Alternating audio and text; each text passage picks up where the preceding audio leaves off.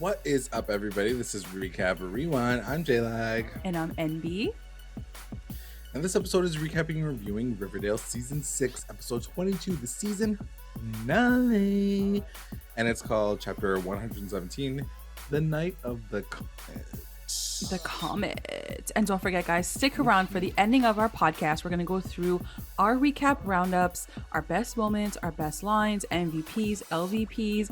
And so many of you guys were like on the ball this week. You sent yours in right quick. I was like, ooh, we got so many. Real Collect quick. the ball. Yeah. So I'm so excited to honestly get through everyone's thoughts about this season's finale. So stick around for the end. We're going to do that at the end of the podcast. As always, to our continuing listeners and our brand new ones, thank you so much for joining us. Don't forget to like and comment and subscribe to the channel.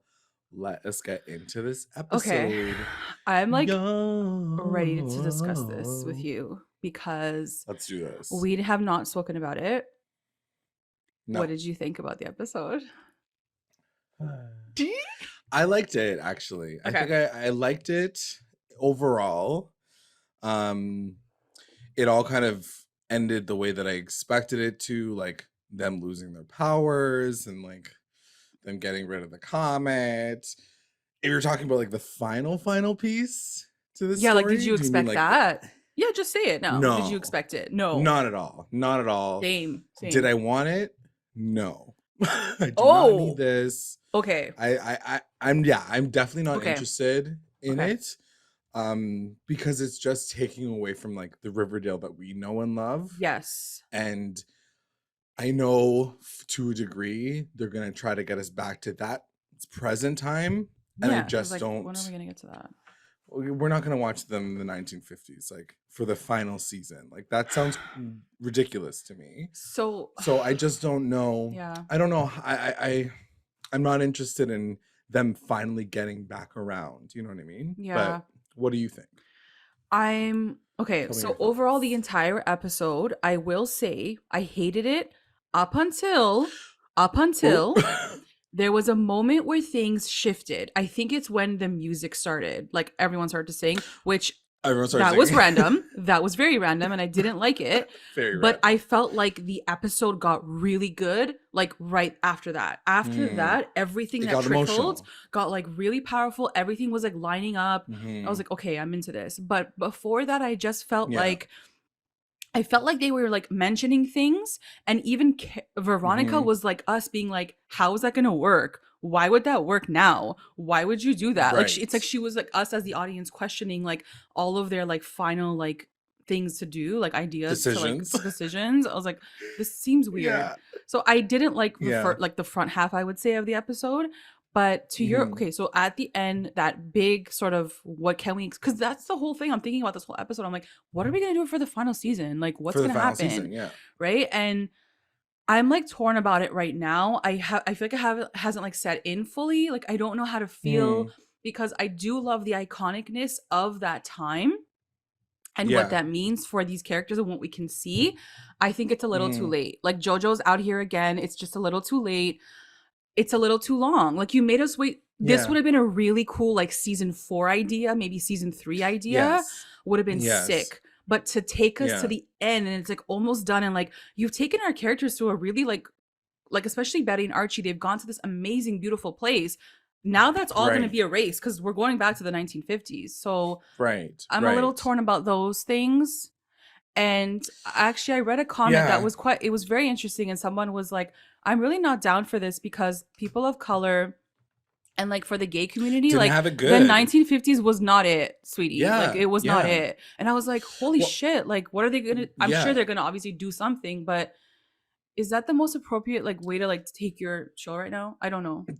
That's the first thing I thought about, actually, and I feel like I always do whenever I think about like back in the day shows, like even Bridgerton. Like I can't even be bothered with shows like that because I'm just like, I'm not represented well in those times. My culture is not represented well. So yeah, I 100% agree in that regard. What I will say, and it's kind of something that they did with Percival, and I'll try to make this quick, but like what they did with Percival and Percival's character was like he wanted to he kind of represented what we're seeing in like the world now, like people who just want to billionaires who have lots of money, who just want to run for office, get their power, do whatever they want to Yeah. do. Like it's happening right now in Yeah. California, like as we speak, you know what I mean? Like ultra conservative people who just have lots of money to spend and they want to make all the rules. So I understand like why he was relevant to the story in this time. Like it makes sense to me now. And I do feel like you know, if Riverdale's going to do the same thing, which it had kind of has done over time, like these social justice issues. Look at what's happening to women's rights. You know, in the 1950s, Yeah. they weren't so hot either. Yeah. You know, a lot of people are speculating that a lot of that will end up turning over a lot of things that are really progressive, like gay rights or, you know, all these other different rights that they're gonna now have to fight for again. So I can see Yeah. this like past Riverdale, like bringing some of those topics back and still unfortunately being relevant to Yeah. America now, you know? Yeah. So I understand what they want to do and what they probably are going to do. Yeah. My problem is like for the show, you know, like for Riverdale itself, did we want to see our characters go through those like experiences at the final season? Like Yeah. I don't know. But Yeah. I'm sure it's going to be very political next season. In my opinion, I think they're going to be talking a They lot about have to those like do that. They have rights to. and cover all those Yeah. things because you're hitting a specific time You can't go back and like be in like a fantasy world. Like that's just not. You literally like they literally talk about how JFK got shot. You know what I mean? Like Yeah. in the beginning of the or not JFK, James Dean. sorry. James Dean. James Dean. Which I was like, So it okay, is rooted, he's an artist. yeah. Like, it is rooted in like history, right? Yeah, so like yeah. they're obviously bringing it to like that layer Yeah. of like reality. It's not just like Riverdale as a comic. Like I'm pretty sure like they didn't talk about James Dean in the comic books, you know?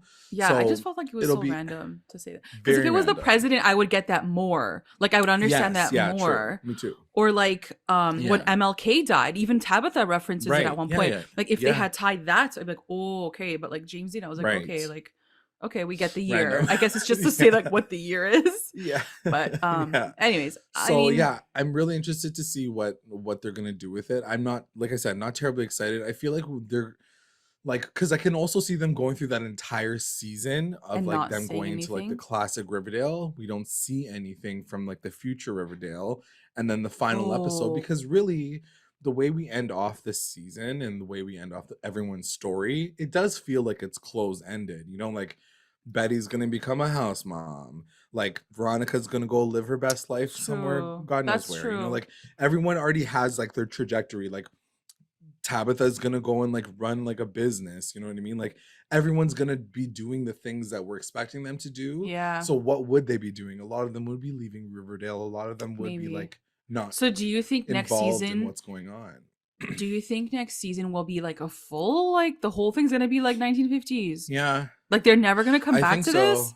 No. That's what I mean. No, they I feel can't. like there's not enough like they want to create too much in this past storyline because Hmm. there's not a lot happening in the final season at this point, because like no more villains, everyone's moving on with their And lives. that's Like it's okay. kind of like a reset ending piece, right? Yes. So Yes. I don't know. I don't Okay, know. we have a lot of thoughts clearly about this. We got lots of thoughts obviously right off the top of that podcast, but we got to Yeah. get into this episode Yeah. first and then we'll cover it off We'll again, get I'm back to sure, it. at the Yeah. end. Okay, so it starts off with Jughead narrating, but he basically says like the world is ending, and then we find out a little bit more about this whole like curse that Percival put on the town. Apparently there's a barrier around Riverdale, so like they can't even They can't leave, leave. but Yeah. weirdly like cars can Can come come in, in. and I didn't know how like relevant that was until we find out like Yeah, I was Mary like, there shows must be a up, you reason. know, I'm like there's only that reason. Yeah. Turns out that Jughead can't open portals past Riverdale limits, so like he can't even So leave. again, Tabitha, yeah, this whole sequence was great because as us, we questioned everything. And they were literally like everything. Yeah. covering like all the holes. They're like, can't do that, can't do that, can't do that. I'm like, No, okay, you guys thought about everything because you knew everyone was every gonna come for layer. you guys. Exactly. And like also Tabitha tries to do her time traveling. She can't because like every world she sees like the comet is coming. So But like, wouldn't have she seen like it before? whatever. I know, but I feel know, like I'm whatever just like, Percival what? did really did shift. You're just like, why doesn't it make Like, sense? why did you see the comment before, girl? Girlfriend. Anyways, yeah. So Cheryl's like, okay, maybe we can talk to someone. This is when I thought they were going to bring back Sabrina, but obviously that wasn't the case. That would have been the obvious choice, because you had a witch come 2 weeks ago. She's like, okay, guys, we are out of luck. We need divine intervention, someone with archaic, like dark powers. And I'm like, oh my god, magic. She's gonna come back. And it's like, Sabrina's I'm gonna call my ancestor. I was like, huh? Are you sure? Is that your phone a friend? That's past. Really gonna be your phone a friend? Like, really? Like Heather's just like, I guess she's busy. Like, I don't know. I didn't understand. Hey, did you call Heather the other girl before? Pull that card? No. Yeah. She's like, no, I lost her number. Can't call her up again. And again, in an episode where they have gone through, they've explained so much for us. I could have just used Heather just could have been like, I called Sabrina, but like she can't come right now. Like I could have used that line. And I know we said this last week, but again, in this moment where the stakes are so high and you're like, who the F do I call? They could have just been like, she's busy. She can't come through right now. She was, anyways. She can't come, or she can't come into the town. Like she's cursed. Yeah, or something. There's like, for literally exactly. Anything. Like, it's like what we say every time, like literally anything. Just give us an excuse. Anyway, so she's like, we're gonna talk to somebody. Then it cuts to Alice and Betty and Polly talking. We have a really awkward moment. Like looking at it now, I'm just like, why do we have to have this? This was the exact scene from like season. When was the farm thing? This was literally the same scene from that season. She's like, I'm so sorry I let you girls down. I was like, okay, I don't care because you did this before. Yeah. Like your apologies don't matter. She apologizes for being the worst person. When you've literally been the worst for like 4 seasons in a row. Like exactly. I gave zero shits. I'm sorry. Okay, thank you. Like, yeah, I was like, cool, thanks, I guess. I did not need that. No. Then it cuts to Reggie and Veronica talking. And he's like, girlfriend, I have a surprise for you. Like, he gives her the portrait of Hiram. But the one thing that I wanted to quickly pause on, because I was just like, everybody in Riverdale is whack. Who is working when it's the end of the world? Period statement. Like, why does she have her fucking casino open? Why are they working at Pops? But like, I guess no one else knows. The world is maybe. About to end. But maybe they don't know that. Just like close the damn thing. You know what I mean? Like, God. He's greedy. I was just like, she needs the paper. Yeah. She's like, I need that money. Yeah, he's like, how's your day going? She's like, I'm just like, oh, so it's annoying. Like the end of the world. There's a comet coming down and I just don't know what to do about it. Like, I'm like, what? They had one of the best scenes this whole episode. Every time they were on a scene together, I was cracking up. They're just they have definitely obviously they have a natural chemistry. A good banter. And their banter is hilarious. And I think a lot of it comes from Charles. Like he's funny. And I really did enjoy seeing them together like on this episode. Yeah, I like them too, for sure. They gave them some good lines together. Yeah. Like they were laughing, especially toward like that last scene that they get together. I enjoyed it. Anyway, so they're talking. She gets a portrait. She's like, thanks. I guess I'm never gonna get rid of this damn portrait. And then it cuts to Pop's diner. Jughead and Tabitha are there. They're working. Again, I was like, why? And then we get a random like pop in. Alexandra Cabot shows up. Who we saw like the beginning of the season, last season. Okay, this was Katie Keene. So random to me. So random. It not need to be her. Like it could have just been anybody. No one's gonna remember who that. She's like, it's me. I'm like, no one knows who you are. I remember. We know because even we watched Katie Keene, so like I knew, but like it just felt so random. Like why? I mean, it makes sense because she was in either this season, I remember, or like the final the season before where she was trying. Maybe someone says it. Where she was trying to buy Pops. Yeah. Right? Oh, like, true. Okay. So I she was kind the of one. Like the callback. Yeah, she was the one there before. I did like that they brought her back. I was okay with all that. It was more just like a random situation to like put her in now that the world is ending. It's like it's like this whole episode they ignored the fact that there was literally a comet hurtling towards again, like she doesn't know that's happening. But Jughead does say it to her, and then Tabitha's like, "Bro, the world's ending. Like, why am I even gonna do this?" Like, so I guess there is a little bit of that. Yeah, a little bit of that for sure. So anyway, she ends up saying that like there's this like I guess it's supposed to be like the Johnny Rockets, like Tommy spaceship or something. I forget what it was. They all closed down, so she ends up buying all of the stores all around America, and she's offering that Pops becomes the new franchise that goes into all those shops.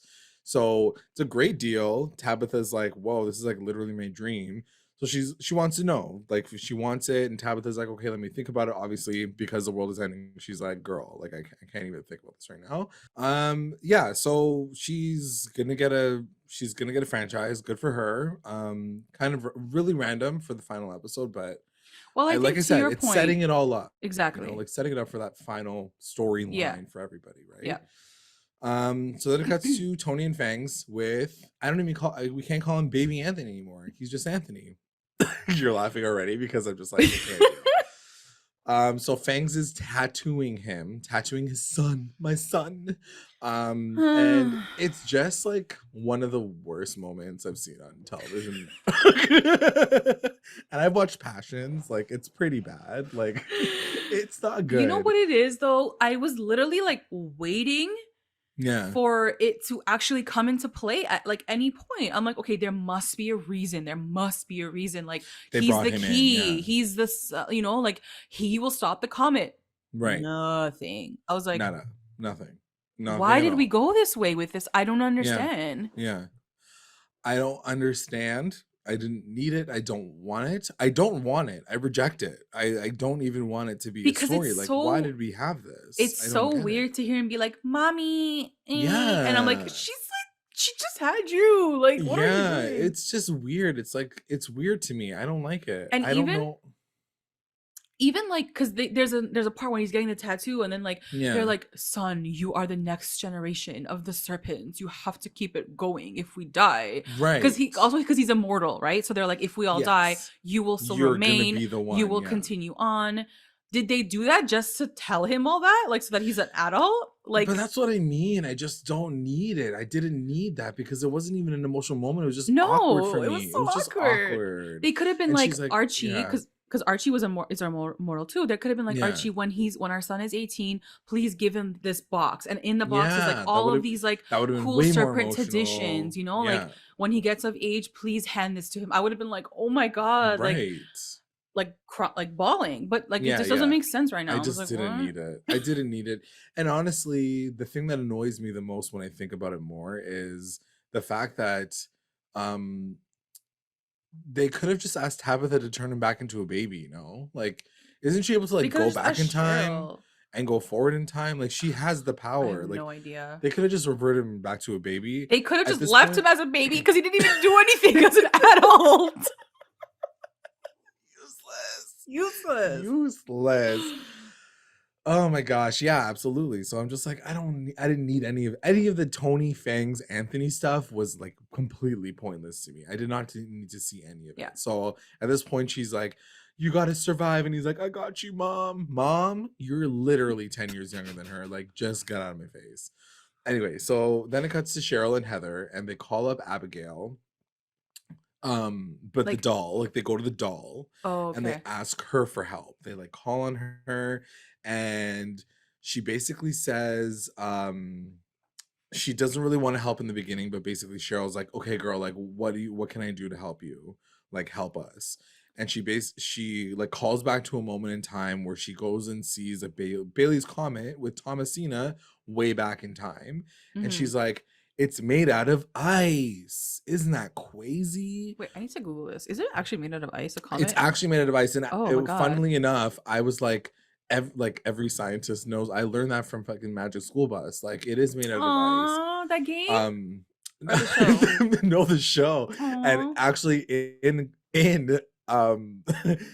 in Magic School Bus, they do have to do this. Like, there's literally a comet hurtling to Earth, and they end up using spoiler alert if you've never watched if you want to go back and watch Magic School Bus, they use a gigantic magnifying glass to burn from the sun. They use it to burn the comet before it hits Earth. Anyway, I just thought it was funny because I'm just like, oh, I did learn that from the Magic School Bus. But anyway, she comes back and she says to Cheryl, you need to burn it with your Phoenix powers. That's what you need to do to like win. But she's like, if you want more detail, I'm gonna ask for a few favors on my end. So she wants to like create a bargain with her at this point. I'm like, okay. I'm like trying to go with this. I'm trying to go with this dang like this is where I was so like, this is a chaotic episode. This is a little too much. So then it cuts to people in the mines, and they're like looking for a way out. Like obviously, like Archie's like digging, he's leading the charge, and like they can't get to any border. Like every border they try to hit, like even underground, it's like sealed. So Cheryl comes in and she's like, boy, I got an answer, like come to Thornhill, we're gonna let's talk about it. They start talking about it. Turns out that there is a way out of town, but she needs to talk to Tony about it. That's the first part. The second part is she's going to use all of her powers to melt the comet. However, it's going to like expend all of her firepower, which means everyone that she brought back to life will now possibly die. Another one of those moments where I'm like, no one's gonna die though. Yeah, nobody's gonna die. Like it's not gonna happen. I did think for a second, I was like, oh, is this gonna be the moment where like Jughead dies? J-Lag. I don't know, man. I'm always waiting for something to actually happen. I literally rolled my eyes. I was like, no one's gonna die. No one's gonna die. Everybody's fine. Literally. No, because funnily enough, when they were like naming out people that would die, it was like Jughead and Fangs and Alice. I was like, some of those people can die, and I'd be like totally fine with it. So they did die, and they brought them back. Fair. Yeah. I mean, no, yeah. I just didn't believe it. I was like, something's gonna happen. Nobody, everyone's gonna be fine. I knew it. Okay. I was like, I'm not even gonna waste my like anxiety. Like, you're like, I'm not gonna worry. You're like, no, unbothered. You're like, no. Cool. You're like, cool. Everyone's gonna die. They always do this to us. Yeah.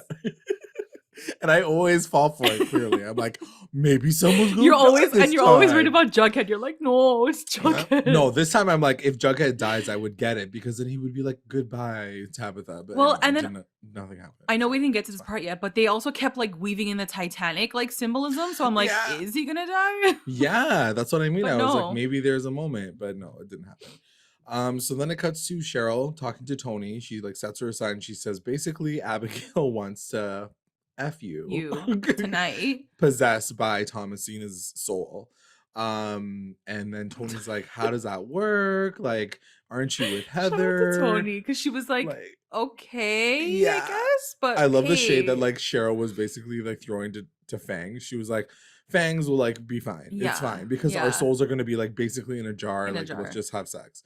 So Tony basically, she agrees. She's like, cool, down. Okay, yeah.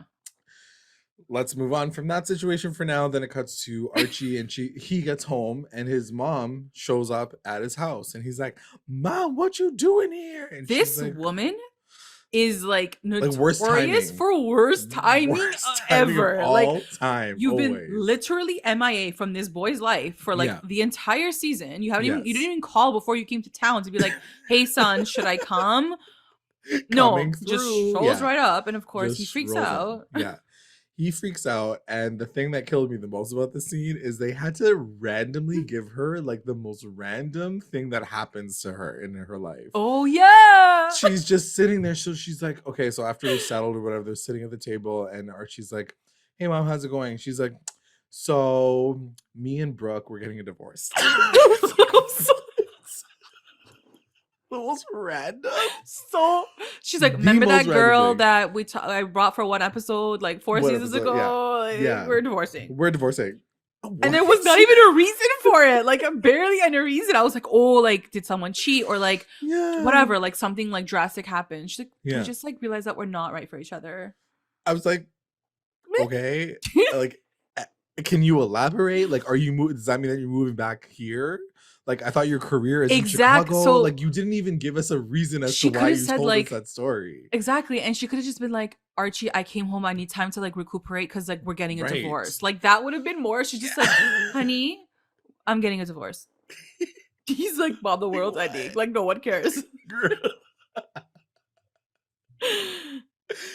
And also, like, but also I died because I was like, dang, Mary just cannot catch a break between her and Fred. She can't she just can't lay it down.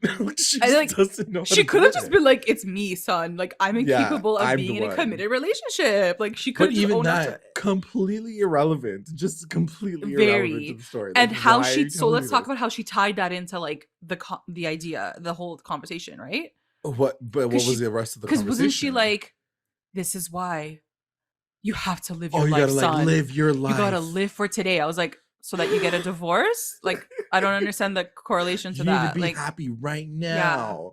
You know what would have changed that? It would have changed if you found out that there was a comet hurtling to Earth.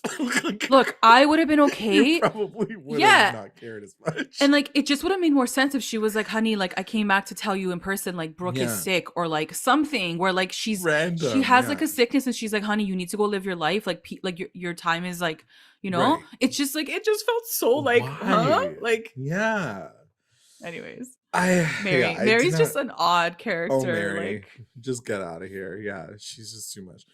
So then it cuts to Veronica, and we have a final goodbye with her dad's portrait. Like, I like this a lot. This is probably the best thing that came out of this entire season, because it was the most final thing that came out of this season.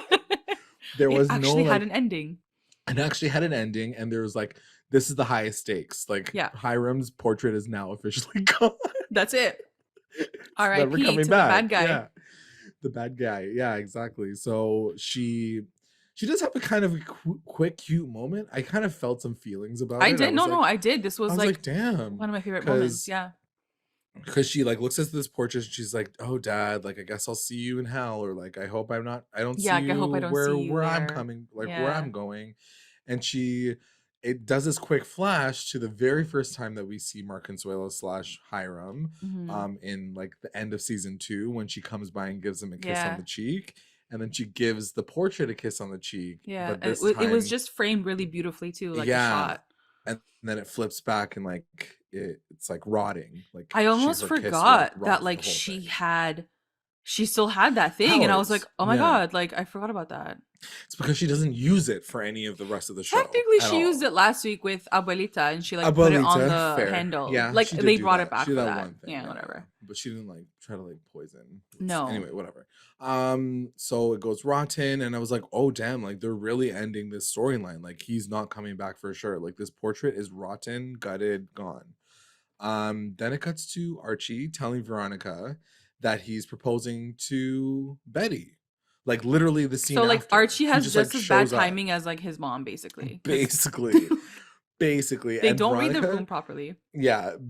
Like, also, you're going to Veronica, your ex-girlfriend. Like, maybe that would have been like the wrong person to go to, but I know that you runs just like jewelry store, so I get that, but it was just an awkward situation. Like, you may not need the ring right now, or like it would have been so cute if like he bought her like the lollipop ring, because that's how he proposed to her, like when they were in second grade. Way back when. Because the world's ending, and I think she'll understand if like you don't have a diamond ring. You can't get the right cut. Exactly. Like maybe it's okay, that Archie. Wouldn't be as relevant. You don't have to be the hero. I mean, that was his whole storyline in this episode, but the thing that killed me the most was like she had like a bridesmaid moment. Do you remember that scene where like it's Maya Rudolph and Kristen Wiig, and she's like, I got proposed to, and she's like, what is happening?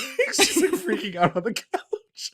It's like Veronica was like, oh, okay. It's like, you're doing that, like that is real, like you were actually going to propose. She did such a good job. So, like, there is no more VARCHIE. Like, okay, cool. Yeah. She just had to like loop it all into her head. No, she did a really good job with the acting, because like she was like so excited, but also like, I don't know, how do I feel about this? I'm kind of like feeling some way. Yeah, for sure. And I totally understand her perspective, because she's the ex-girlfriend / best friend of this girl. So it's like very complicated. It was perfect.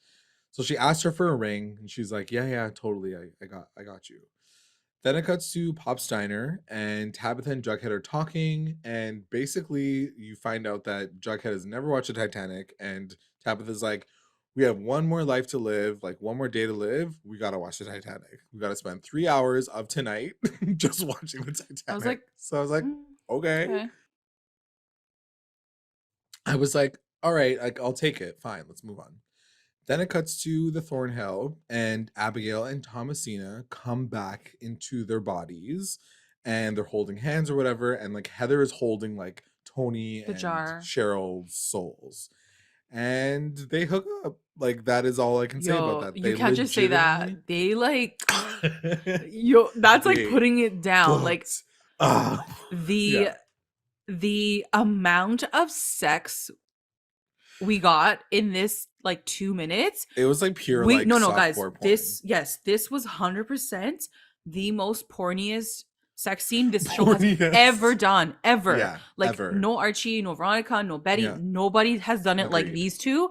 And I know all of you guys have been sitting all season. All the CHONI shippers have been waiting on the sidelines, and you guys got the juiciest piece of this entire season. The juiciest meat. The face juiciest, reactions from Vanessa Morgan. I'm like, this girl is doing it. Oh, yeah. Very, like, very expressive.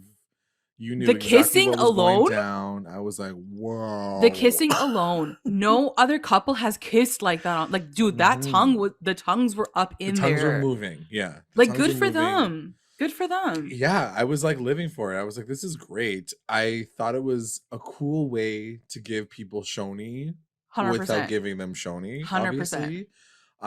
It was a little bit of that for sure. Did you feel like there would be implications after that scene? Like, were you like, oh, they're gonna feel some type of way after this? Of course, yeah. I 100% was like, this is not gonna go well for like anyone who's involved with them. Yeah, I am still shocked that they were allowed to do that much. On the CW. Like, I'm still, guys, that was sex. It was like sex scene. Yeah. I have never seen that on Riverdale ever. Like, no. Yeah. It was like long. Yeah. And wet. It was a very long like scene. It was yeah. Congratulations. Good job. All CHONI shippers. You guys got the greatest gift of season 6. Yeah. I will say that. Yeah. Yeah. I hope everyone's happy now. Merry Christmas. Except for Heather, I guess. I felt real bad for Heather. Oh, but she seemed okay with it. I love the way she handled it. I really. She was, yeah, I know. Anyway, we'll talk about that. She's top notch for sure. Then it cuts to Archie and Betty in her room, and this is the scene that we got in the what's it called, the promo. He proposes to her. He's like, we may not have much time, but I know what I want to do with it. I want to marry you. And she basically does exactly what we said that she was going to do, which is like get him up off the floor and is like, can we talk about like what's going on with you in your brain right now? Because like, bro, the world is ending. The scene. And she said something really nice. She was like, sometimes you just can't save everyone. You know, Archie, like this is not like your time to like just like start. Like you need to like do things like in a different way. You need to be okay. And you need to be okay with it. Yeah. So it's funny that you said that. She got down to his level because he was on his knees and she got down to his level. And I loved, it's just who Betty is and it's who Archie is. And her saying what she said in that scene, it shows how much she knows who he is in his core. Yeah. And like she's calling that out and being like, but it's okay to be this way. Like, honestly, it was just, even if there was no romantic attachment to it, as two people who have known each other for that long and as friends, like it was such a beautiful scene. Totally. And he like breaks down a bit because he's like, he can finally kind of like breathe and be like, okay, maybe I just can't do everything. I loved it. I loved it. It was great. I think that they did a fantastic job with the BARCHIE scenes this season. Like, if you didn't, like, I know that there's a lot of people who reject them, and I know there's a lot of people who like are on one side of the ship or the other. You cannot deny that there's a really great relationship that's sitting between Archie and Betty. Yeah. Like, it is such a palpable experience to watch because you're just like, I believe this. I believe every second of it. I can see like it's not perfect. They're still learning along the way. Like, you know, it feels real to me. And yeah, I agree with you. I love this moment. I thought it was really, really sweet. Very specific, like very obvious that like she was gonna have to be like, Archie, like, come on, like this is not what you need to do right now. Like she is that person for 100%. You know what I mean? And and she does say, like, which was really cute. She's like, ask me again when Cheryl melts this comet and all of us survive. Like, you know, like let's have certain moments like later. So she's like, come back to me after. Yeah. Which I thought was really cute. And then Archie obviously doesn't listen to anything that she says, and he goes, I'm gonna break through that barrier so I can marry you, Betty Cooper. It was very Notebook. It was very sweet, but I was like, Archie, you did not hear anything that she just said. Like, go spend time with your loved ones is literally what she's trying to say. Yeah. Anyway, so then it cuts to Cheryl and Tony, and they wake up beside each other. They're like back in their bodies, and going back to what you were saying, like, do they remember anything? I still don't really know if they No, did no, or no. not. They were lying. They were They were both lying. lying, Yeah, right? yeah, 100%. You were like, for sure No, no, they no. You were. could tell. And then You could tell. Tony was like, no, no, no. I don't remember anything. And Cheryl's like, yeah, me Mm, neither. And then like Tony same, girl. left, and then Cheryl's like, She's like, but I did. It yeah. felt real good. How can you forget that? We were doing it for a good 5 minutes on screen. So Abigail ends up talking to Cheryl, and she's like, you see those knots over there in that She's corner? like, There's like a million knots. Thank you, Cheryl. Thank you. She's like, girl, I am spent. I'm a ghost, and I'm glad I am need dead. to go take a Yeah. I need to take a nap, and so does Thomasina. We don't need to see each other for another 100 years, girl. Yeah. So she shows her a bunch of knots in the corner, and she's like, once those are all untied, you can leave Riverdale. It's literally like a mountain it's like of knots. It's like a mountain of knots. I was My like, first of all, nightmare. untangling shit. Yeah, I was like, first of all, like, if this was like what you need to deal with, what was she doing? She had to like knot this whole thing as they were having. I didn't get it. I didn't get where this knot thing came from. And I knew that Cheryl wasn't gonna do that. Like, I knew that that wasn't gonna be the thing that saved the world. Like, they're not about to end the season like de-knotting something. We figured it. Like, Nana's like, I did it. She's like doing like save the world. Anyway, so yeah, so there's this like pile of knots that they have to deal with.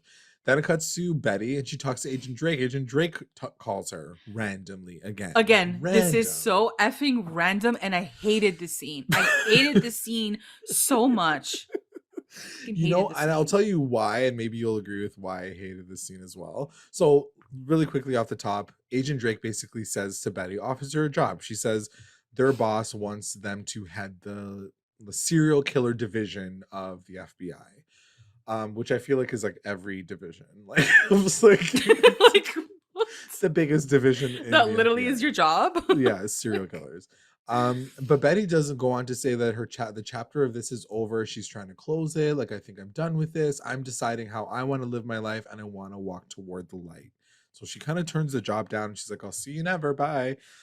The one thing that annoyed me was Agent Drake. The one thing about the scene. The first thing, second part of this, that I didn't appreciate was the world is ending, and you are gonna take a fucking Zoom call from this dumbass person. Like, just ignore it. Just be like, I'll deal with you later. It doesn't matter because you might die. The world might explode. So why are you answering the phone call? Like, exactly. That was already where I got like cheesed. Yeah. And I was fine with what she was saying because she was like, okay, we got a job offer. Betty's like, no, I'm good. Yeah. I rolled my eyes so hard when she was like, is this because of Archie? By the TBK? Yeah. The fuck up. I would have just like slammed the screen like, done, bye, bitch. Can like, you let it go? It's none of your goddamn business. Who are you to ask her, is this because of Archie? Yes, bitch, it is, because I love him. I had to ask. No, you didn't have to ask. No. You know? It's none of your business. It's none of your business. Go do your job. So random. So she random. annoyed me so much. And honestly, for a character that I thought was going to be like super cool. Like, I really thought she was going to be much cooler. She's being annoying, and like, I hate the lines that they give her. Like, she literally said the exact same thing that she said like the last time she saw Betty. I'm just like, let it go. Archie. Girlfriend, like, you're not gonna F her. Like, just stop. Go find someone else. I just couldn't deal. So annoying. I was just so and again, in an episode where like there's just so much else going on, this was another tick that like annoyed the fuck out of me. Like, we needed Veronica to come in and be like, she's busy, you need to leave. Literally, like, leave the meeting for all. End meeting.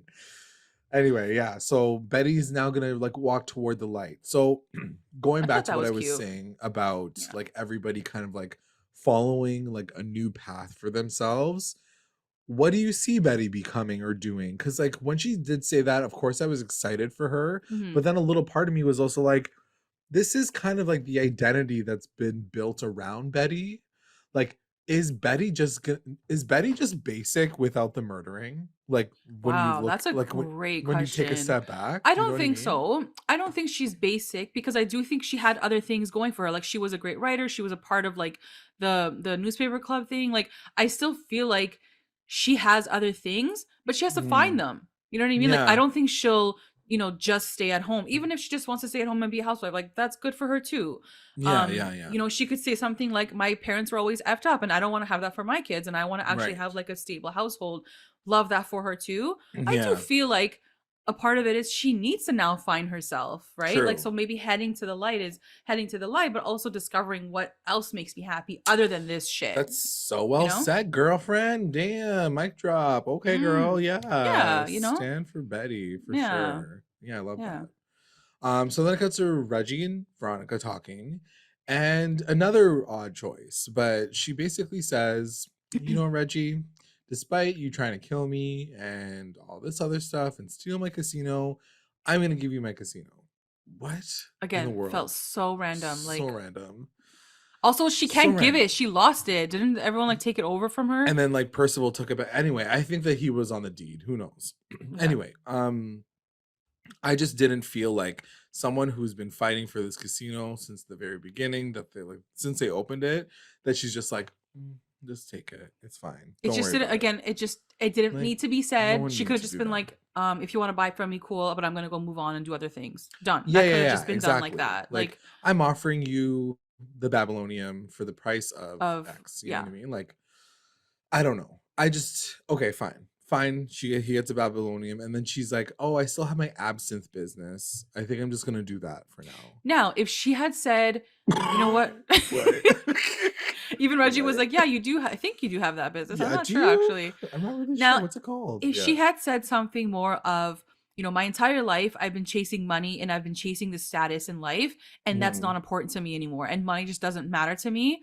And she can say like, and she does say that, she's like, I do need a reset and I need to like reconfigure what makes me happy. She's like, I gotta date guys. And I was like, okay, maybe like could have been better said. But what I'm saying is like, if she had said it from that point of like, I don't need money. Money's not everything. Here, take this and you have it. I would have been like, okay, like that makes sense. But she didn't really say it in that way. She was just like, you take this and I'll go do other things.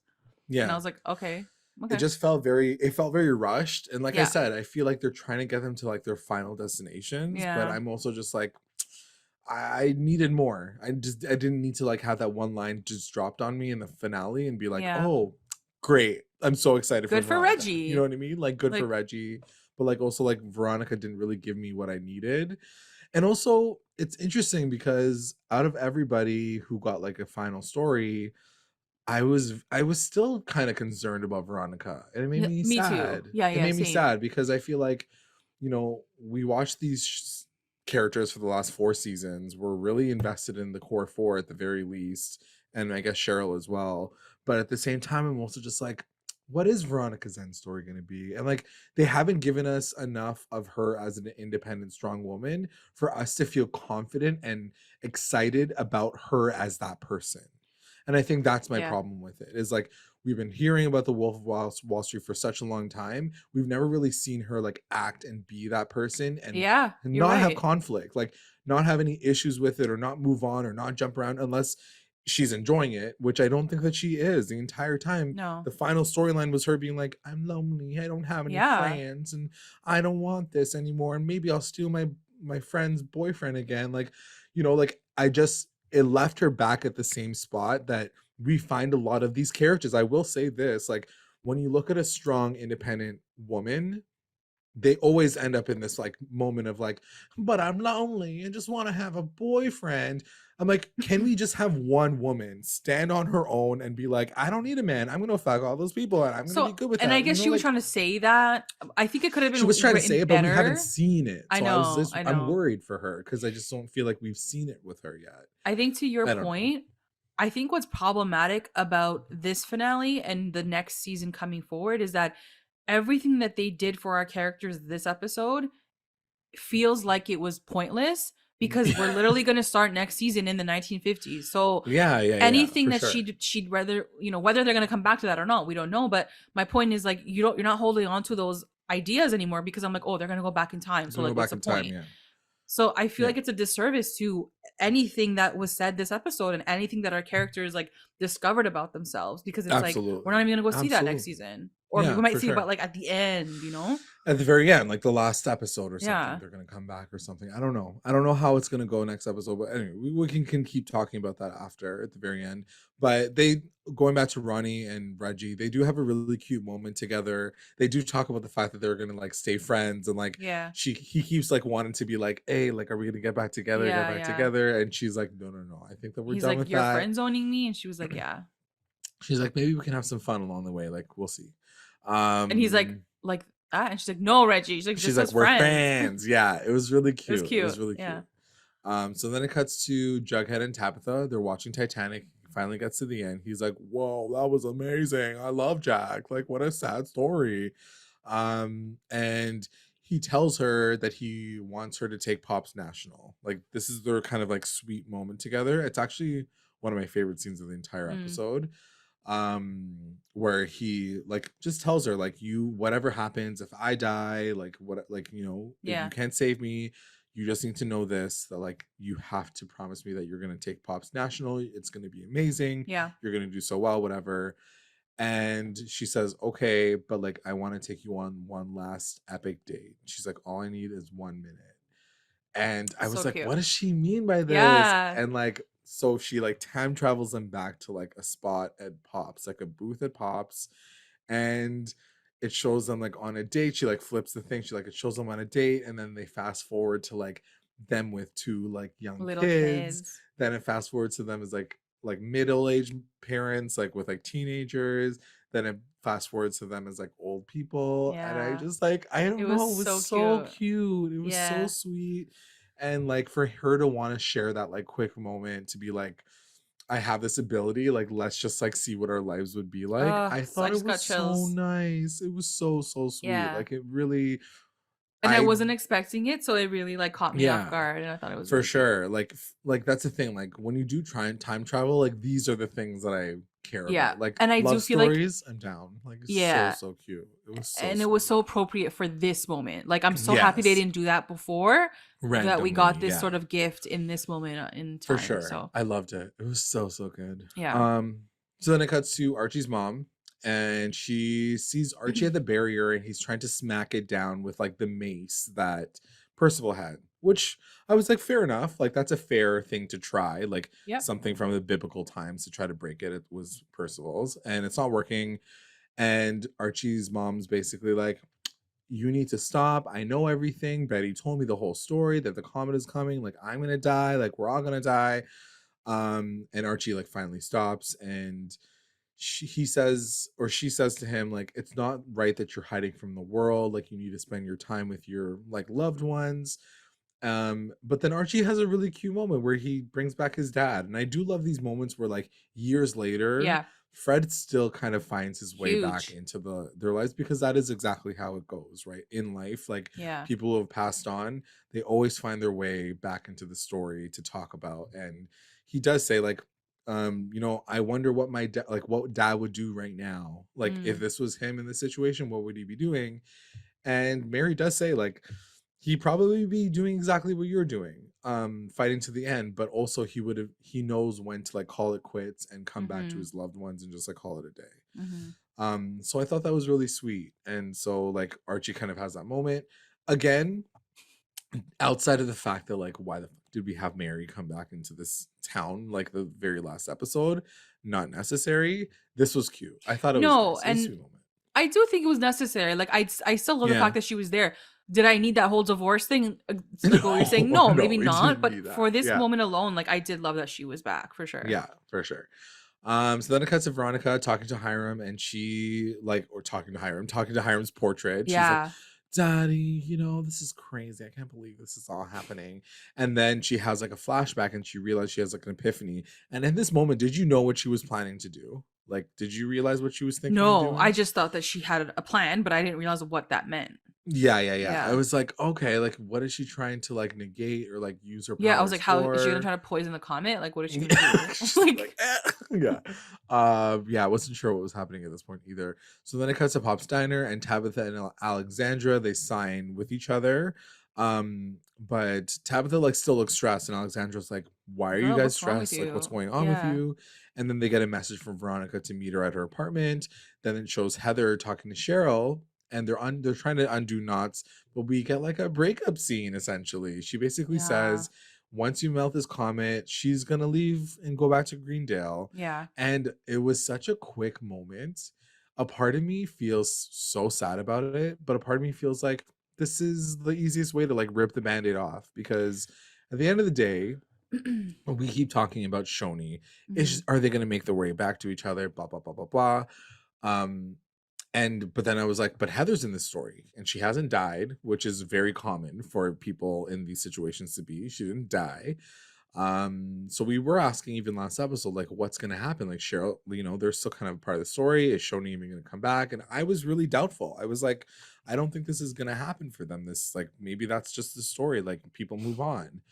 But I did love the fact that she essentially says, I adore you, Cheryl, but you and Tony are forever soulmates. Your fate is written in the stars. And I was like, it all makes sense, right? Yep. Like, even Yep. Heather coming back as a witch, like coming into the storyline as a witch and knowing what she knows, she's not like completely oblivious. She's not like, Yeah, I no. saw you look at her and like, I saw that look.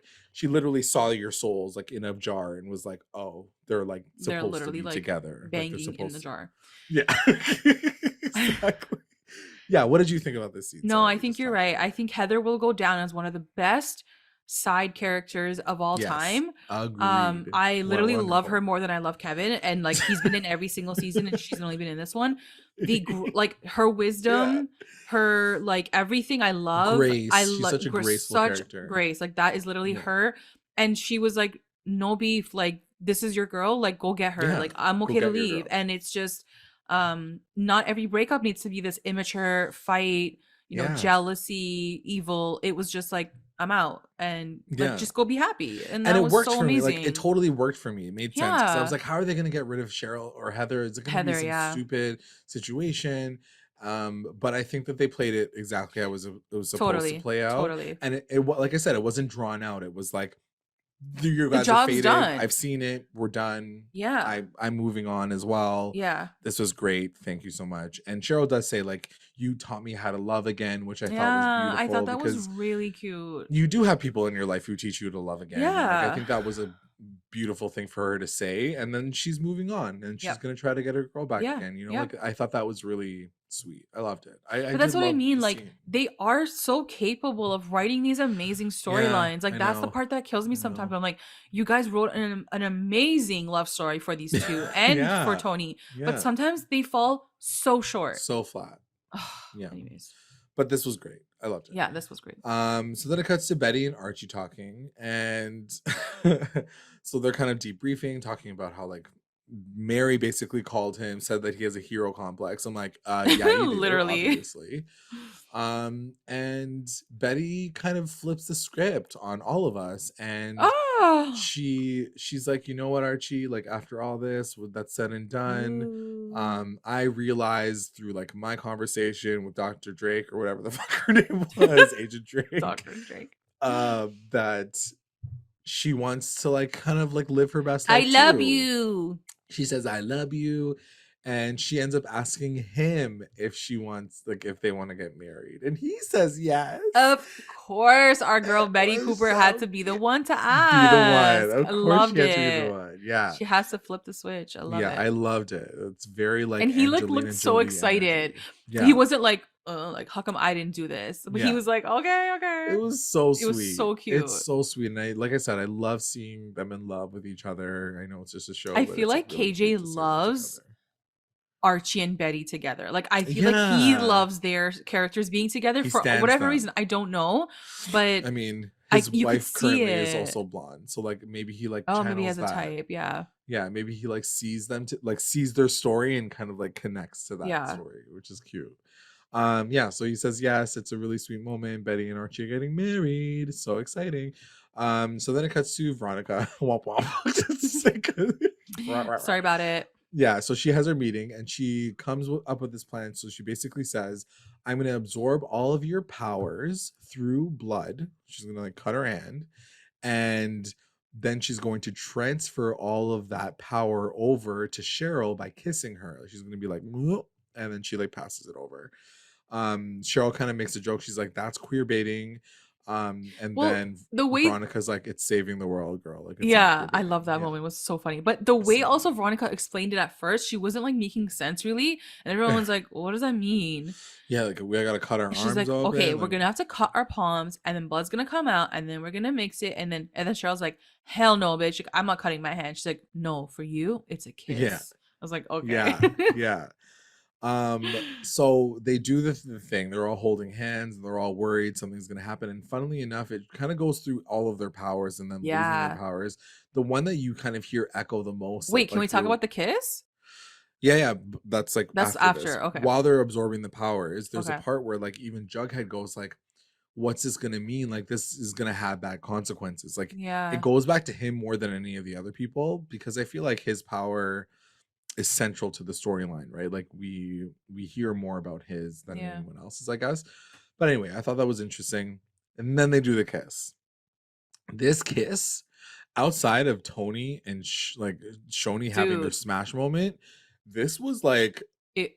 Cheryl was like getting it with everyone this week, like tongue in mouth. Yeah, tongue like it was mouth. So funny to see, because we've never seen these two kiss like that. Yeah. And also, like, they're all friends in real life. Yeah, you know I mean? So it's like kind of so awkward. But their kiss was like pretty hot. And then like when they like stopped kissing, Cheryl's like, oh, she's like, that was pretty nice. She was like, interesting. She's like, yeah, delicious. Yeah, Veronica's like, it was great. Yeah, but it was like it wasn't just like a long peck. I thought it was gonna be like a peck, and then they do like a flash.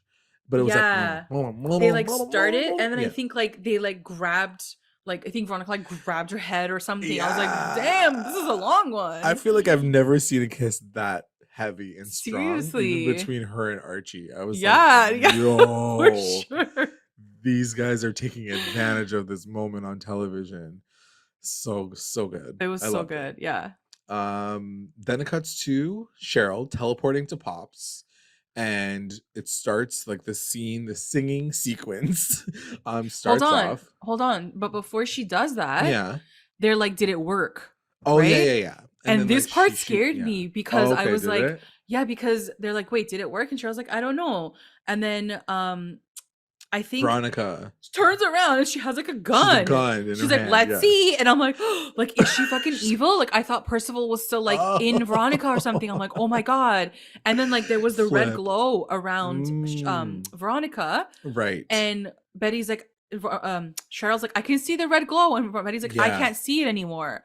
And Veronica's like, well, douche. And like she shoots her. She's shooting her. Yeah. Like doesn't even wait. Get shot. Yeah. And then we see that it doesn't go in.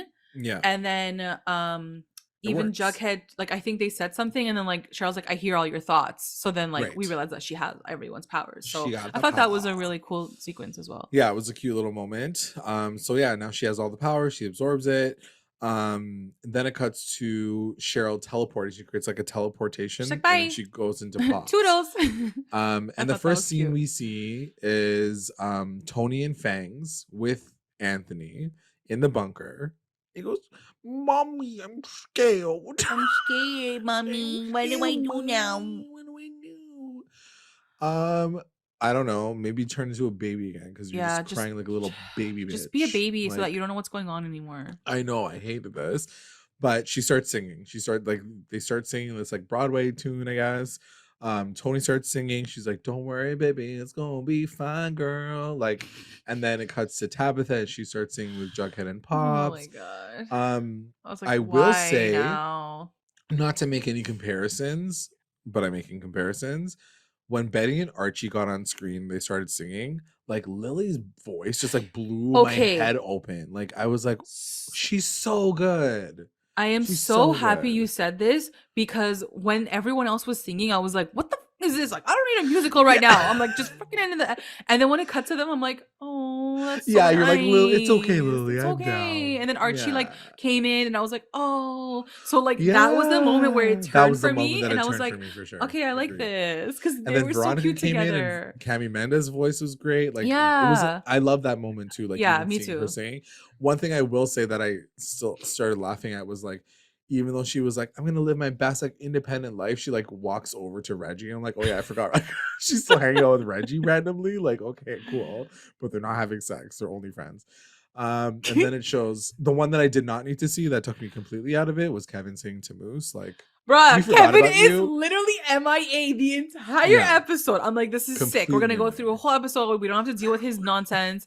And of course, they can't miss a beat without giving Casey a fucking singing line. Like, he's not even relevant to the episode. Why even cut to him? Like, why? Because he has singing chops. That's literally the only reason. But I had no desire to see him again. I did not care. I do not care about him and Moose at all. No, it is just so fucking sad.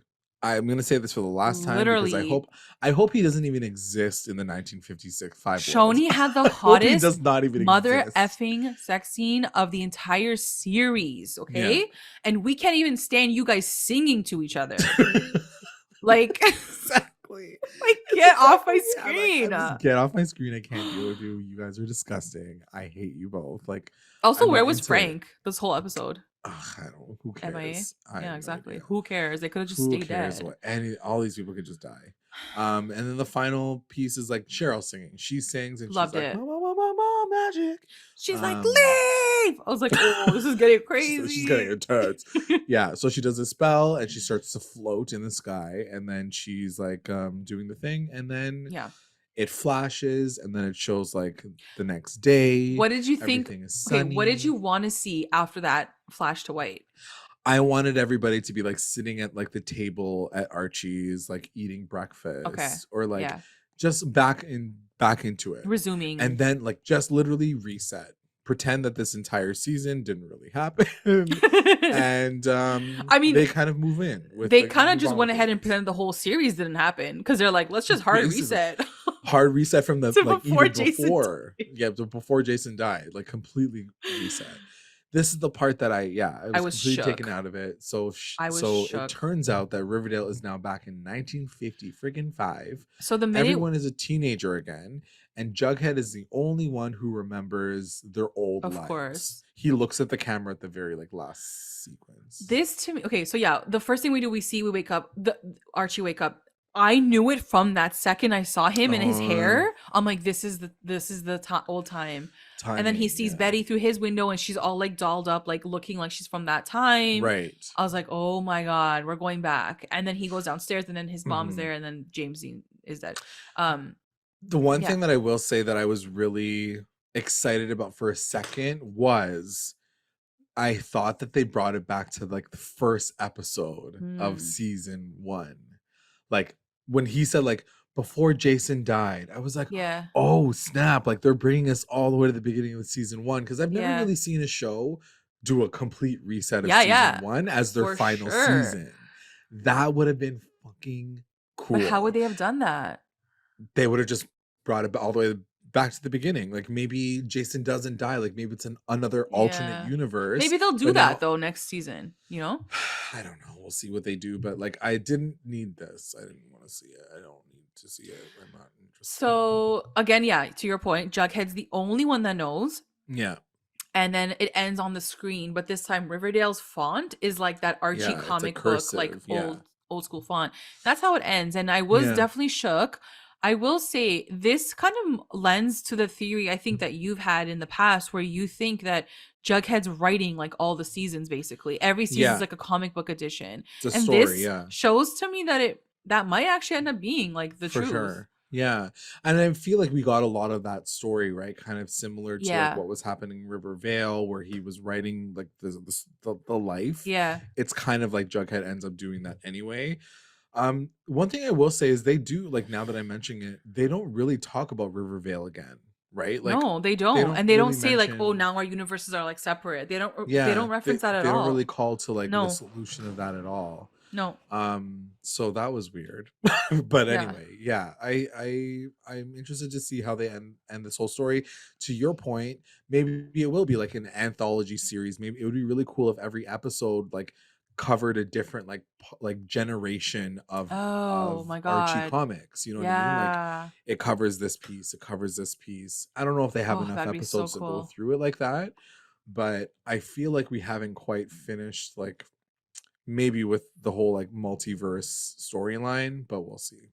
What do you want to see next? I don't know. It's so hard. Like, what are you excited to see knowing you know me? I love the high school, right? Like that's like I love that. But to what we were saying in the beginning of the podcast, like I do feel like I wanted this in season 3 or season 4. Like I would have been so freaking lit for this in the middle of this whole series. Agreed. It would have given us an amazing break from the freaking tree monsters and like all of these things and the rocket ship. And it's like, I could have used that then. I don't know if now I'm ready for it because we've been so invested in how much these characters have grown this season and what they've learned. Like Veronica has learned so much, and like so where she was at the beginning and where she is now, like she's so different, and I love that for her.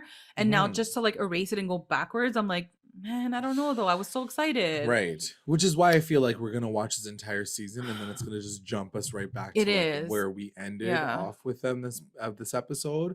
But I'm just like, I would have loved to sit with them a little bit longer before we finish. Like, because they always end up doing that. They're always like, fast forward 5 minutes and then, you know, everybody's like 17 years older and like everyone's like living their best life. Like I can see them finishing the entire series like that. A lot of series finales ends off with them like at a nice long picnic table. Everybody's around and like the generations of kids have now grown and whatever. I can totally see that being the finale. And maybe that's what I want, like in my heart, like as a finale for Riverdale, something like nice and wholesome.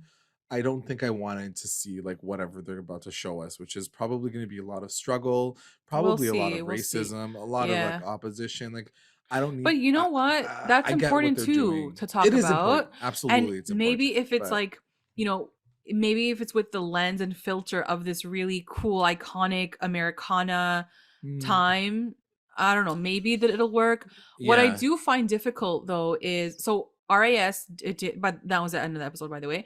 RAS did talk about like his thoughts and stuff, and he's like, we have no idea what's gonna happen in like he's like, we haven't even started to write next season. So he's like, we don't know. I was like, that's great. So he has like no idea. So I don't know if that's gonna be the whole season or if it's gonna be a part of it or they're gonna come back from it. I don't know what that entails. But what I do remember is he started off the show always saying he hated the classic love triangle of Veronica, Betty, and Archie. He's like, we don't want to do that because he's like, that's just like, you know, that's not what the modern day is like anymore. They shouldn't be fighting over the same boy. Right. Well, are you going to do that next season? Are you going to do that next season? Exactly. Yeah. Because if you're going to loop in the iconicness of like Archie comics, like that's what it is. Right. And so I don't know what that means. I don't know how they're going to tackle that. Yeah. I feel like there are so many things that they are going to have to address and tackle, and it's going to be very challenging. I just don't want these characters to be so oblivious. I know. Like, they're not going to be the characters that we, like you said, to your point, like we have, like we didn't grow and love these ones that we're about to see. Yeah. Like they don't know anything about the future. And also, so it's just like, why are we watching this? And also, like, we spent a whole this season dealing with parallel universes and like seeing our characters in a different universe. Well, if that's what's going to be next season, we already kind of did that this season. Yeah, so like exactly. Putting them into a different universe and like having them act different because they're a different like, you know, character. Right. It's cool, but like we just dealt with that. Right. Unless it covers like alternate realities for everybody, and then it finally ends off with them coming back into their reality. Yeah. Like they universe jump with each other. I don't know. I'm so curious to see what everyone thinks about this part of it, because I don't think anyone was expecting them to go backwards for the final season. They don't even know what to expect because they haven't even fucking wrote it yet. So they just dropped it in there and they were like, fine, finish it, wrap it up. Yeah. Let's send them back into the 1950s. Great, thank you. Okay, I'm ready for our roundups. Let's get into our final roundups. Recap roundups. Best moment. My best moment, just because I feel like it broke so many freaking boundaries, and I was so gagged to see it on TV, like the CHONI sex. CHONI sex was pretty intense. Vanessa Morgan put her back into it. Like she was working for that. She was working for it. Like, I was like, damn girl. You know, and obviously Madeline, but like yeah, they broke all the boundaries. We've never seen a sex scene like this on Riverdale. So it was wild. It was wild. Yeah. I think the last time we saw them was when they were in the bar and it was CHONI again. Like CHONI has really sexy. They take them to another level. Take them to another level. They do like bondage and like. And that's the thing. Like, yeah, it was. I know CHONI shippers are like, guys, like we haven't had a scene, but when y'all get a scene, it's like a whole loaf of bread. It's like it's not even a crumb. It's like a whole loaf. Like everybody gets to talk about this for the rest of the summer. Yeah. Yeah, my best moment, that was great. My best moment too is also when Tabitha time travels with Jug and like does that whole like fast forward scene. Like it really like it melted my heart. What was your WTF moment? Before we get there, do you think that they're endgame? Jughead and Tabitha? Yeah. I'd love them for them to be that. You know, I think that they're really, really great together. I think that we didn't get enough of them this season, and yeah, I do want them to be. I want them to be.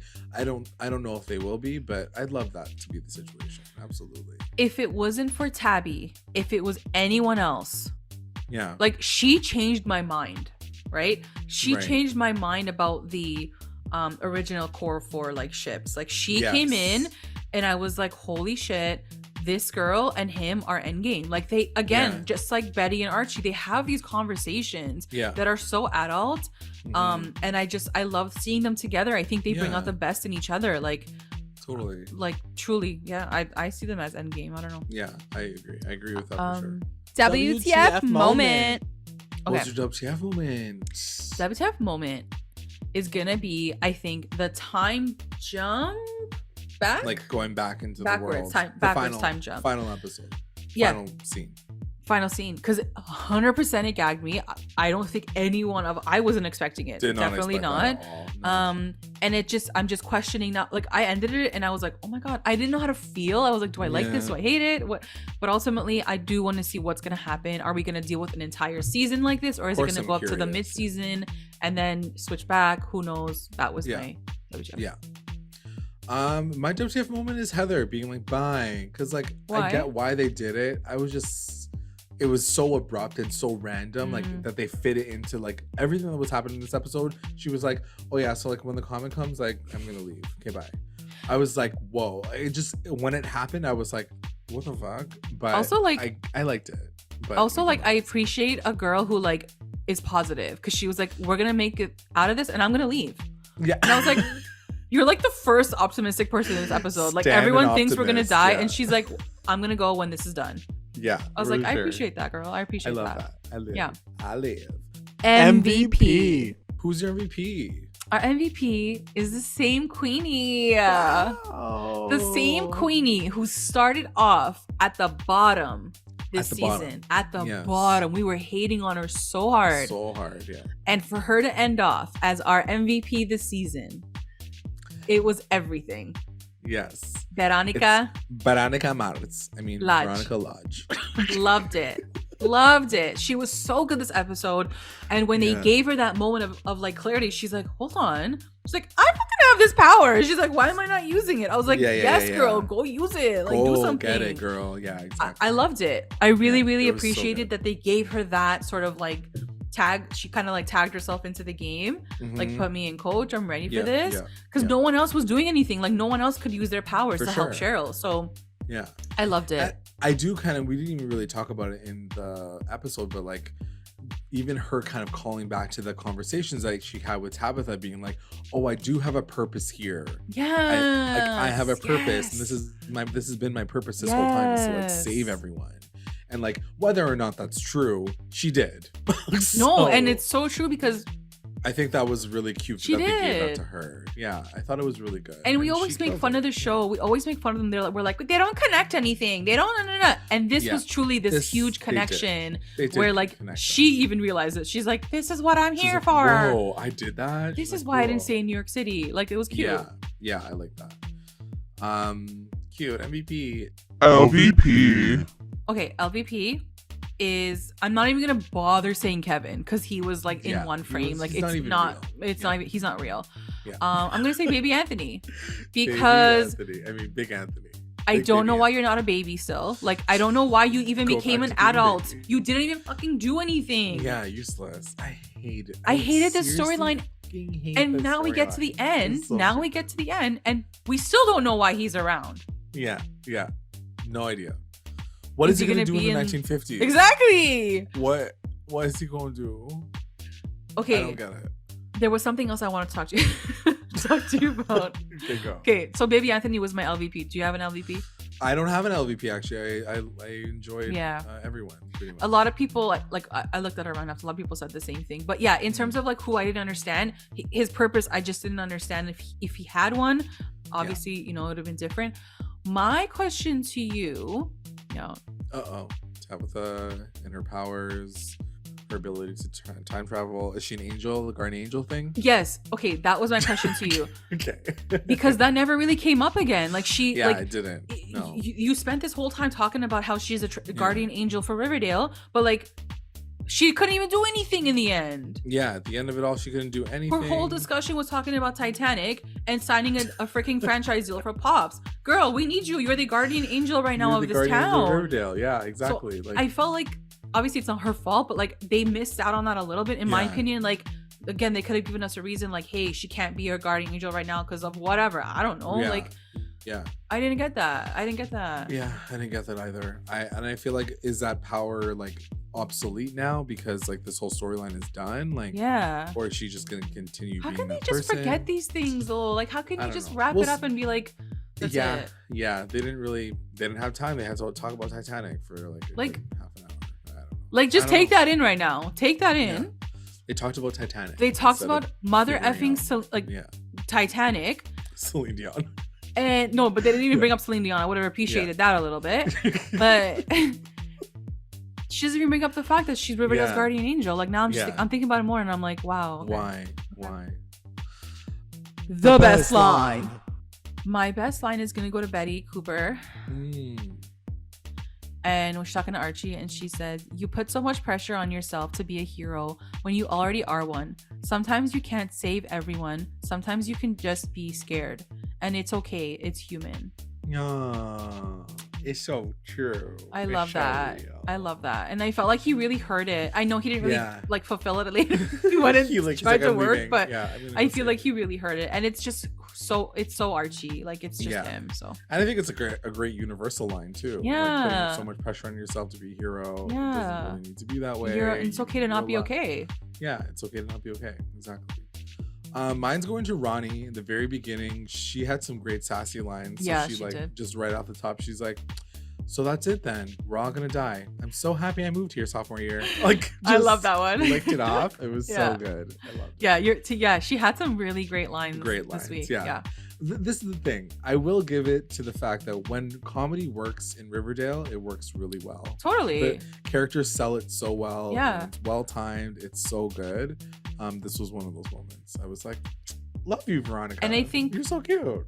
Yeah. I think Tessa Lee Williams wrote this episode, and I always end up loving her episodes. And I don't know, obviously, if she writes every single line. I don't know how it works, but I tend to like her episodes more than others, and I find that her writing is really, it like stays true to each of those characters. And I think it just shows you, like, when the writing is good, they have good writing. They are capable of doing it. They got the chops, for sure. You know, it's just All right, we got a lot. Let's do it.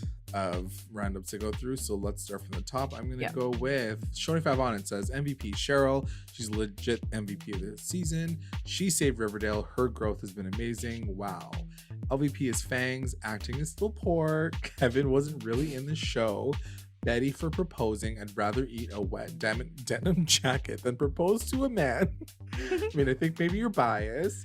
Best moment, the Abigail and Thomasina sex scene, because wow, hot. The chemistry that these actors have. WTF, the tongue kissing and CHONI pretending they didn't remember them having sex. Yeah. Like, stop lying. Yeah. At Tooth Weirdo, MVP Cheryl, LVP the Comet for making everything so complicated. Best moment, Jabitha time sequence at Pops. WTF moment, all of them suddenly being thrusted back into the 50s. Yep. Best line, I'm gonna break down that barrier so I can mirror you, Betty Cooper. Oh. That's so cute. At the real CTW, MVP Veronica, she deserves a world and they literally would be dead without her. LVP, True. Reggie, Fangs, Kevin, literally all of the boys. Best moment, CHONI for life. WTF moment, Archie asking Ronnie for a ring, how dare he? And best line, first of all, that's queer baiting. So by good. CHONI. So good. At BARCHIE RVD, MVP, Cheryl, LVP, Fangs, best moment, Betty proposing to Archie, WTF moment, everyone cutting their hand and drawing blood and then holding each other's hands. Like, ew.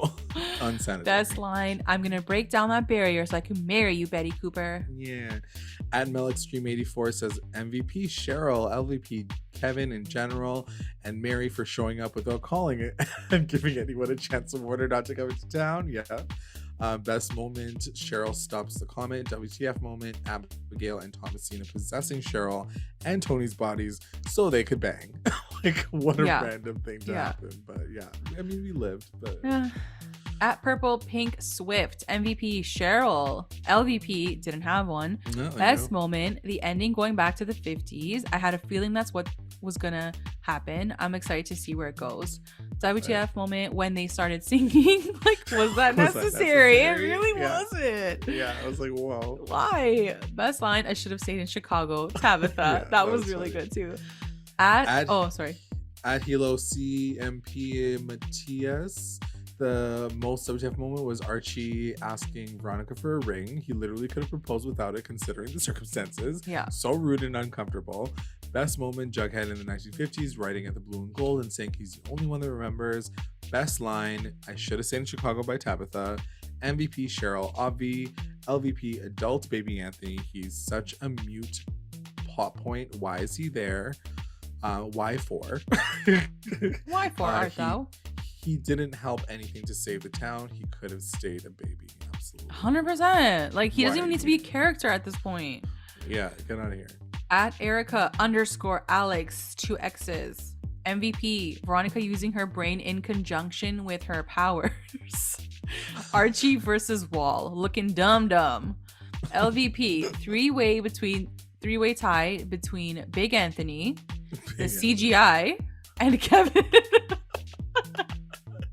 I thought the CGI was okay for like a CW show. Comparison, yeah. Her best moment was Jughead and Tab future scene. WTF moment, I guess we're teenagers again. Yeah. Bring them back to kids again. Yeah, for sure. At Linda, and then a really long number, which I didn't write down. MVP, Cheryl, LVP, Fangs, best moment. Betty proposing to Archie. WTF moment. Veronica shooting Cheryl to check the power, if the power transfer worked. And best line, Heather will keep her spirits in a jar until the lovemaking ends. So random. At Julia2222, best moment, Jabitha going through their future in the booth at Pops. BRB crying. Yeah. WTF moment, the gang cutting their hands and Veronica saying they need to be wound to wound. Best line, I should have stayed in Chicago, Tabitha. Yeah. MVP, Veronica for using her brain and figuring out how to keep everyone alive. LVP, baby Anthony for being immortal but doing nothing except get a tattoo this episode. Useless. It's so true. And being like, Mommy, I'm scared. I'm scared. These ones are from Instagram. I think we only have a couple, but they're nice and long. At Lake, or yours is at Lake and Vita. Okay, 2 lines tied for best line for me. One is, well, Heather's a witch, so she's kind of fine with whatevs. Cheryl's from Cheryl. And then 2, I should have stayed in Chicago from Tabitha. So funny. And our girl at Sierra N, best moment, Veronica coming through and transferring the powers. I'm so glad she was able to actually be helpful for once, and it's good to see her have a plot that's not revolved around another man. 100% agreed. 100%. This is what we talked about. Yeah. WTF moment, the ending. I wasn't so sure about this at first because it means we will most likely see aggression in terms of Cheryl, Tony, and Kevin as queer people in the 50s, but also I'm just interested in where they are going with this. MVP, Cheryl, and Veronica. Cheryl literally fought off a comet and was just amazing the whole season.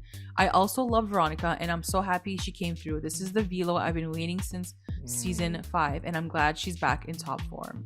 So true. Yeah. LVP, for this episode and the season overall, Kevin and Fangs. Mans did nothing helpful at all this whole season and this episode as well. Like, they could not be in the episodes and nothing would change. It's actually very true. 100%. Useless. Best Completely line. Useless. If there is another chapter for me still, I think it's time for a hard reboot on all fronts. Instead of being so relationship focused, I'll be single and fabulous and date a lot. Work on my friendship skills. I'm so glad that this is the direction of Veronica's character this season. She's so much more enjoyable when she's single. It's why I loved her in season 1 when she wasn't romantically tied down to anyone. I'm so excited for her when we get back to the original timeline in season 7 to see what she does. I am so glad that somebody picked that line, because I wanted to choose that line as well, and I thought it was such it was one of my favorite lines of the episode and for the entire season, because again, like we were saying, we want to see these great character arcs. She was one of them that we felt like they kind of let us down with her character and where she was going. Right. And for her to end this season and say that and recognize all of that is amazing. And to hear her say, like, I need a reset. Like, it was so good. It was so good. It was really good. I have a really quick comment that I read as I was reading an article, and I really wanted to like read it with you and just see and get your thoughts. So I won't say his full name because I don't know if he's okay with us sharing this, but Matthew B. He says, so this 1950s reset to classic Riverdale from the start of the Archie's comics feels a little been there, done that, as we've seen it in dream/fantasy sequences, the Sweet Hereafter, and during Tabitha's time travel, speaking of which, if Percival only crossed over to Riverdale from Rivervale after the explosion, how come Tabitha encountered him in multiple times in Riverdale's past? And why was there no payoff to Tabitha being revealed as Riverdale's guardian angel? This show also can't seem to remember their own storylines, as Tabitha signed a franchise deal last season, and why even bring that plot point back up just to relocate everything to the 1950s? If everyone has lost their memory besides Jughead, what does that mean for immortal babies? Shadows Anthony. Like, he wrote it so well. Yeah. He wrote it so well and like summed up all of my questions and thoughts I had ending this episode. Those are all great questions. It's all great questions. It's so true. Sure. Will they address it? Maybe, if they're brave enough. If they know how to tie up a storyline, which we know they can't. But I don't know. Those are all really good questions, but it's true. It's like we have seen this already, so I'm really interested to see what kind of originality they want to bring to the finals. Like, this is like, listen to this, everyone. It is the final season of a 7-season show. We've been invested into these characters. For them to bring this in right now, I'm just worried to see like what they're gonna do. I'm expecting like high grade, like really good writing, really good story plots. This is the final season. Do not squander it. You know what I mean? So I'm interested to see what's gonna happen, but at the same time, I'm also just like, let's just see what happens. It's Riverdale. So and I think like what you were saying, like, this is your final season. What do you really want to say? Right? To a generation of people and kids that have been watching this show for 7 years. Exactly. And it's finishing. What is your like end message to all of us and to whatever, like this audience? There has to be one. I feel like as a good writer, you should always end off by saying like, this is our message. And maybe like personally for me, how I would think of it is as like, Riverdale is an American town with like a lot of normal stories, whether or not we've gone crazy with, treat people and I do feel like it's still like this like American town, small town with a lot of these storylines that are very relevant to a lot of people. They need to like hone in on like those stories. And I think you see them all over the country, and they need to like pull that sort of tie into it. I think like I don't know, like kind of an ode to like Americana. But the good message, you know what I mean? Because I do think like there's so much negativity right now. They need to like come back and find that like light. Like they need to find that light and what it means to be not just American, but like, I don't know, like a community. It's a good question. Yeah, that's That's a really good way to look at it for sure. I think that, and I do think that with that setting, they will do that well, and I think they will do that. My thing for me though, it was just like, I can see it happening. I can see why they're doing it in this time, and it's what I said at the top of the episode. We're all America right now is not in a good spot. Like, they're all reverting back to things that happened in the 1950s. Realistically, they are literally moving back to things that were past. So can I ask you something? You know? Yeah, what? To that point, what if they go back and it's not the America that we knew, but an America that we wish we knew? Ooh. So like there is no racism. There is no, you know, like homophobia. Like everything is like the world that we wanted it always to be. That would be Is that a interesting. miss, or is that like a That would be an this interesting. is what it would have been like in the 50s? I don't know. I feel like a part of me feels like it could be a little tone deaf. It could come off a little tone deaf, possibly. It all depends on how they do it, right? Like if it's done well, then I can see it really hitting home in a different way, right? Because if you show the contrast in such a strong way, you'd be like, wow, that is what we want. That's all we really want, is like happiness and everybody living like side by side. Like, you know, that is the message at the end of it all. Yeah. But it'll be interesting to see if they do something like that. That'll be really interesting, but it has to be done well. Like it's almost like people are going to be like, you're erasing the history. Oh no, totally. Struggle, right? And like, to your point, like it's tough. It's tough. It is tough. But imagine if Riverdale was that place that like everyone was always welcome and like everyone just like was cool with each other. But I will take like another take on what you said just now. Like that's what you kind of want to see. The thing that I kept kind of reminding myself too is like season 1, and I know that we've come a long way since season 1, but like I'm trying to remember like what really gripped me at the beginning of this show, and like why we sat down 7 years ago now, like, and said like we're gonna cover this show because it's got something weird and different about it. It was the darkness, it was the fun, it was the murder, it was the mystery, it was all these different layers that I feel like they've gotten bigger and bigger. Like now when you think about those particular elements, they've gotten bigger over the seasons.